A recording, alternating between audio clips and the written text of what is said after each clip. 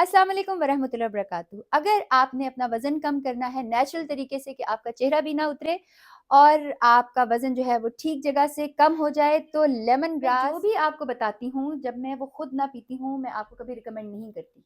Lemon grass के बगैर मेरा दिन मुकम्मल नहीं होता।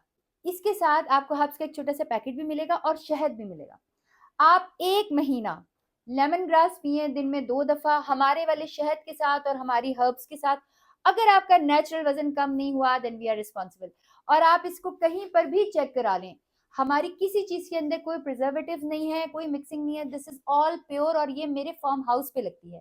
एक दफ़ा आपने लेमन ग्रास टी का जार ज़रूर ट्राई करना है, आपका चेहरा साफ हो जाएगा और आपका वज़न कम हो जाएगा इंशाल्लाह। मेरे ख्वाबों को तो कुछ देर पास रहने दो,